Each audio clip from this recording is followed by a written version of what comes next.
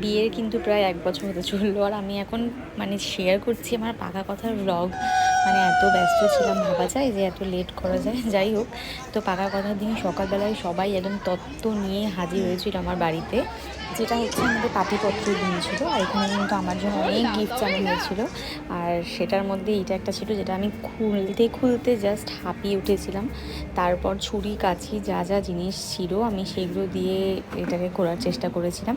তারপরে খুলে দেখি একটা বক্স, আর সাথে আর একটা বক্স ছিল পেন্সিল বক্সের মতো। এটা খুলে দেখে আমার খুব ফেভারিট একটা ফ্যান, আমি একটু হাওয়া খেয়ে নিয়েছিলাম, তো আমি হাঁপিয়ে গেছিলাম বলে।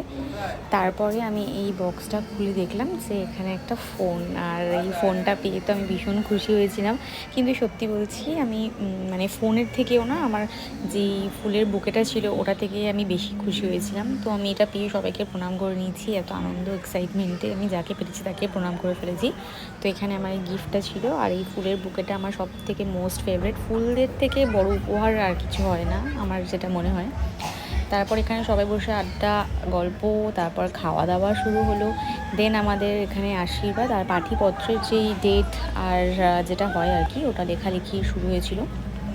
ওটা নিয়েও একটু আলোচনা হচ্ছিল যে কীভাবে কী অ্যারেঞ্জমেন্টস হবে বিয়েতে বা কী হবে। যাই হোক, এখানে আমরা লেখা ঠেকা করে এখানে সবাই আমাদেরকে এক এক করে আশীর্বাদ করতে শুরু করলো।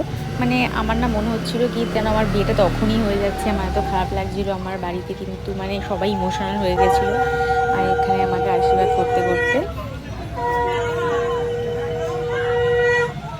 তো এখানে আমার মা, আমার শাশুড়ি মা আমাকে আশীর্বাদ করেছিলেন। তারপর বাকি দিদা, জেঠিমা, আরও সবাই যারা ছিলেন।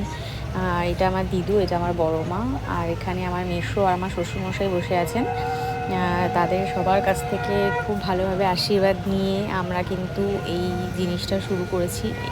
সবার খুব মজা হয়েছিল এই দিনটাতে, অনেকটা একটা এনজয়মেন্ট। আর দেখো এখানে কত তত্ত্ব পাঠিয়েছিল ওরা আমাকে, আর মনে হচ্ছে এক্ষুনি আমার বিয়ে হয়ে যাচ্ছে। যাই হোক, তারপর আমাকে এখানে একটা কেক আমার উড বি হাজব্যান্ড মানে আমার বর আমাকে এখানে একটা কেক গিফট করেছিল।